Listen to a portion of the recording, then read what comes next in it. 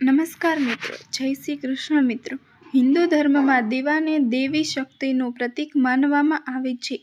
કહેવાય છે કે આપણે ભગવાનને જે પણ પૂજન અર્ચન કરીએ છીએ તે દીવા દ્વારા જ આપણા પ્રભુ સુધી પહોંચે છે અને આ જ કારણ છે કે આપણા ધર્મશાસ્ત્રોમાં સદીઓથી પૂજા માટે દીવો પ્રગટાવવાનો નિયમ છે। એવું માનવામાં આવે છે કે દીવો પ્રગટાવવાથી ભગવાન તેમના ભક્તો પર પ્રસન્ન થાય છે, પરંતુ તમારી બધી મનોકામનાઓ પણ પૂર્ણ થાય છે તો શું તમે પણ દીવો કરો છો? શું તમે દરરોજ સવાર સાંજ પૂજામાં દીવો પ્રગટાવો છો? યાત્રામાં જઈએ ત્યારે દીવાનું દાન કરવું મહત્વપૂર્ણ માનવામાં આવે છે। શું તમે પણ આરતી કરો છો અને દીવા પ્રગટાવીને ભગવાનની પૂજા કરો છો? તો પણ મિત્રો, તમારા ઘરમાં સમસ્યાઓ અને પરેશાની એક સાથે આવે છે।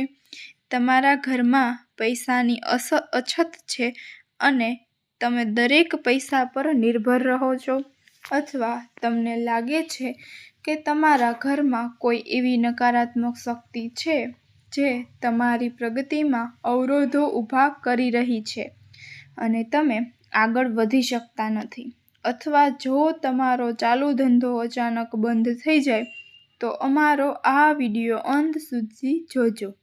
તમારી સમસ્યાનું સમાધાન મળી જશે આ વિડીયોમાં। મિત્રો, શાસ્ત્રમાં કહેવાય છે કે જો તમે રોજ તમારા ઘરની પૂજામાં દીવો પ્રગટાવો છો અને દીવો પ્રગટાવતી વખતે માત્ર આ 3 શબ્દો બોલો તો પછી તમને જીવનમાં કોઈ પરેશાન નથી કરી શકતું।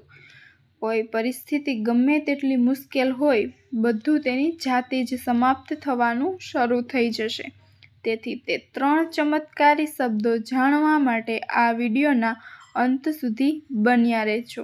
મિત્રો, તમારું સ્વાગત છે અમારી યુટ્યુબ ચેનલમાં।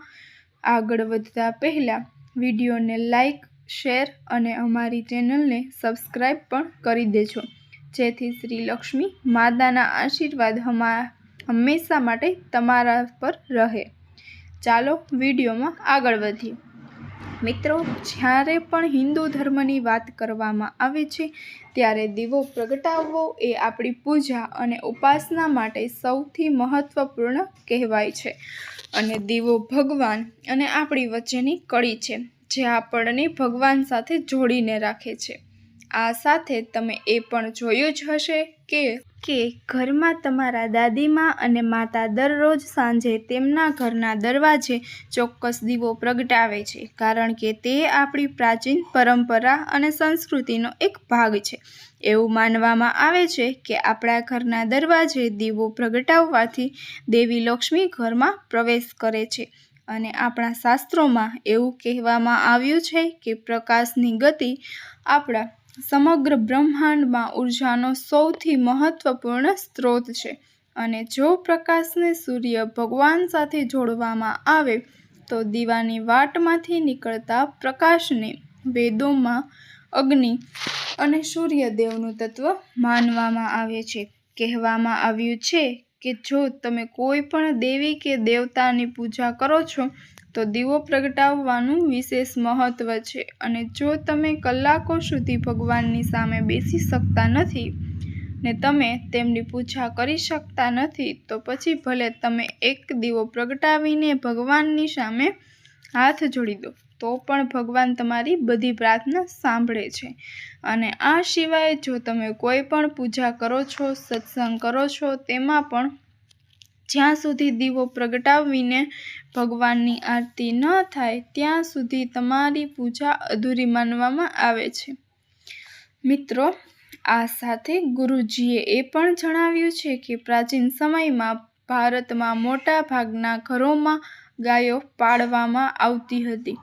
તે સમયે દૂધ કે ઘીની જ્યારે કોઈ કમી ન હતી અને એવું માનવામાં આવે છે કે જ્યારે ગાયના શુદ્ધ ઘીનો દીવો પ્રગટાવવામાં આવે છે ત્યારે 1 તોલું ઘી સળગાવવાથી વાતાવરણમાં 4000 ટન જેટલો ઓક્સિજન ઉત્પન્ન થાય છે।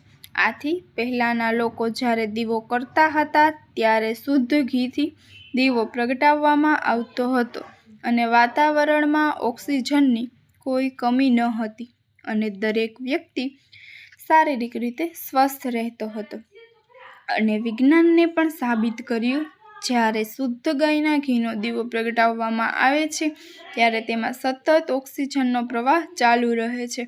આ સાથે ગુરુજી એમ પણ કહે છે કે બધા લોકોએ દીવો પ્રગટાવવાની આ શાસ્ત્રીય પદ્ધતિ વિશે પણ જાણવું જોઈએ.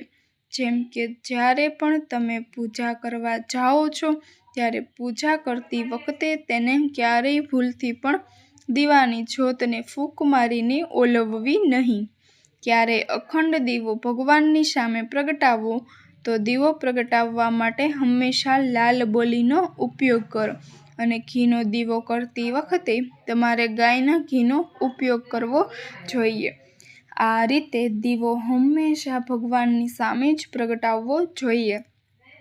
અને જો તમે તેલનો દીવો પ્રગટાવતા હોવ તો તમારી ડાબી તરફથી પ્રગટાવવો અને જો તમે તેલનો દીવો પ્રગટાવતા હોય તો તમારી જમણી તરફથી તેલનો દીવો પ્રગટાવવો જોઈએ. તેમજ મોંથી ફૂંકીને ક્યારેય બુઝવવો નહીં.